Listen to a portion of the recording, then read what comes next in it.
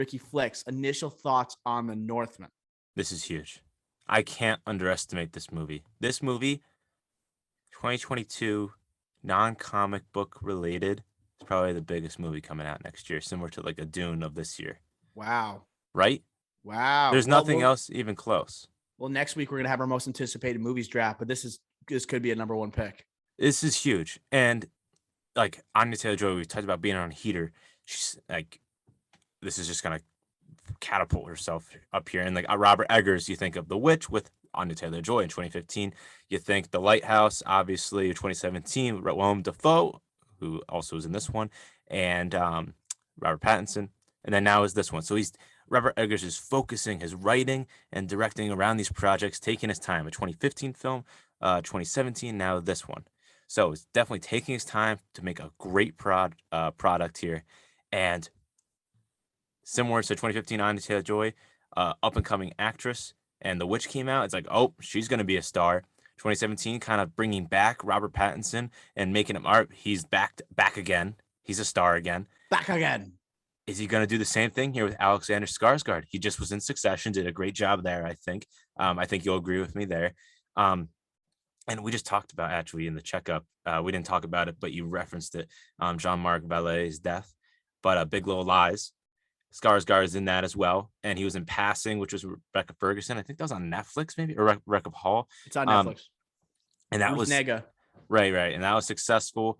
And he's waiting to come out. I feel like Alexander Skarsgård, he's waiting to like jump. And I think he's done a couple blockbusters that failed or critically failed, such as a Godzilla Kong or a Legend of Tarzan.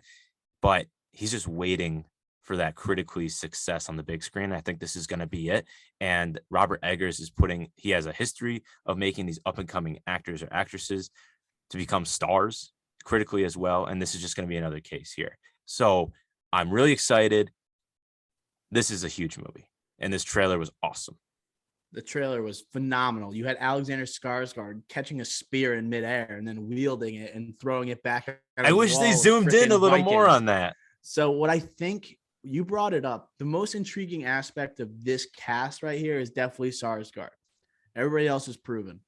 Yeah. Like Anya Taylor-Joy is probably the biggest star coming out of 2021, right? With Last Night in Soho, we had The Queen's Gambit, right? She is just taking the world by storm. Ethan Hawke, who's going to be he's joining the MCU in Moon Knight as the villain, but Ethan Hawke, right? Everyone knows who he is. The critical and prestige that is a critical acclaim and prestige is put upon his name. Willem Dafoe is great in everything. Nicole Kidman could win an Oscar this year. Skarsgård is kind of the one here where he had a massive 2021. He really did. And you talked about The Legend of Tarzan a few years back. That was like his potential coming out party, where if The Legend of Tarzan was successful, starring alongside Margot Robbie and against a villainous Christoph Waltz, that's where you thought if that was successful. You could see him in a Marvel picture. You could see him in a DC picture as a hero. He was absolutely ripped. He's got movie star good looks, right? But because of the lack of success for The Legend of Tarzan, he kind of faded away over the last few years. 2021 comes, you brought up Godzilla vs. Kong. You see him as the male lead in Passing, right? So you're adding that prestige to his name, right? Then we have him in Succession, where I thought he was fantastic as Mattson. And I can't wait for him to appear, hopefully, in season 4 of Succession. This is an opportunity for him to kind of re-cement himself. It's like the second chance, right? Where he's surrounded by this amazing cast that has already proven themselves, but can he be the lead in this movie? And I think he's bringing the rage and he's bringing intensity to it that is like it molds perfectly with a Robert Eggers film. Mm-hmm. All of his films are very, very intense. There is no lightheartedness to them whatsoever. And I'm just excited to see what he can bring to the table here. A revenge story. Yes. Right? It has that Shakespearean element, where it's like family is like coming over to take away the throne. Almost also has Lion King vibes to it when you think about it, where the uncle takes over the throne, he has to get revenge, come back and take the throne for Huge Lion himself. King So it's vibes. very Shakespearean, very Shakespearean. And I can't wait to see it. I actually had this on my list when I made a blog last year, my most anticipated movies of 2021. This got pushed back in 2022. So it's going to be making an appearance on my list again, which is due out this week. Yeah, and I just hope that, like, I don't hope, I like, I have confidence in Eggers where he's going to put uh all these different storylines, and also Anya Taylor-Joy, she's like a witch, like 2015, like the witch. She's gonna be like a witch type character in this movie. So it's gonna be interesting how he's gonna incorporate that to Skarsgård's rise back to hopefully getting his crown. It's all the makings of a box office smash hit with the throne element, the revenge story, the vengefulness, the rise through his whole. You're gonna see when he was a kid all the way up to his to getting his revenge. It's all the makings of a box office smash hit, but also you have the critically acclaimed Robert Eggers and cast to go along with it. So this has the makings of a wholly triumphant, a complete film. And I like how it's coming out in April 2022. Eggers, it seems like this guy who's just interested in making a great film rather than receiving all the awards for it.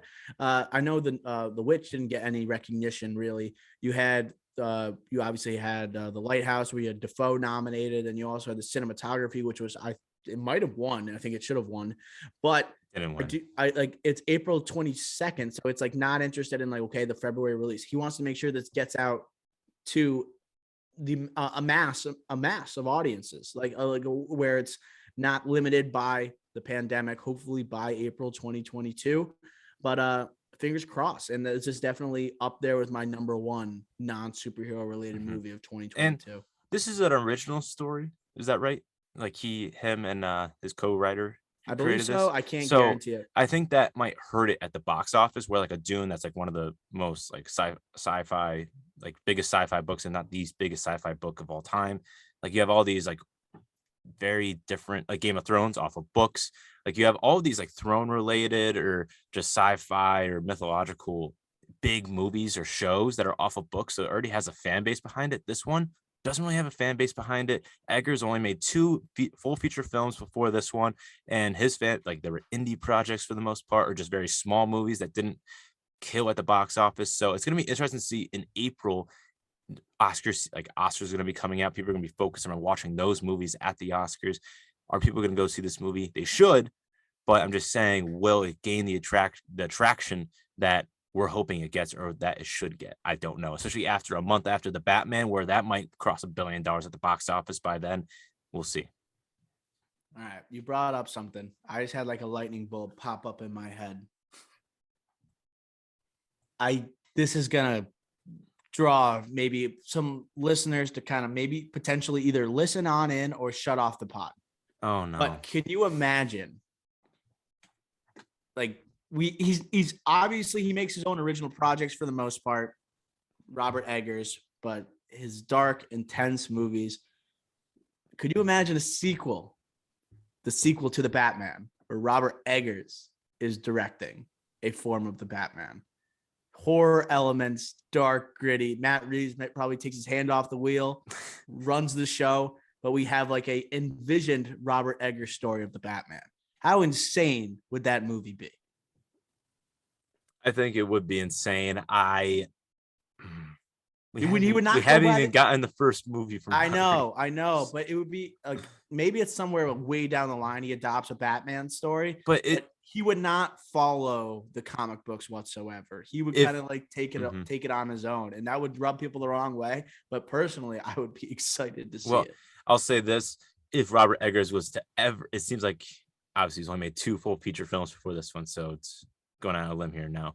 But if he was to make a comic book movie, I think Batman would be the only one that he could do. Really, he has to make his own. It has to be his work, and a comic book is off of a comic book, and it's off of fans and fan service. So the Batman's like the one where it's down to earth, realistic, no superpowers really. So that's one where I could see him doing. Marvel, definitely not. Too Never. attached to a franchise or literally a universe, cannot do it. And like Superman, no way. Like all these other movies in the DCEU, no way. That would be the one. But I don't know. I just feel like he's too artsy for that and too passionate about cinema, Yeah. similar to what we were talking about earlier with Scorsese. So if he was to do it, definitely a Batman. But let's give Reeves a run for his money here. Yeah, no. I'm not saying to like abandon Reeves or Oh, anything. never, no.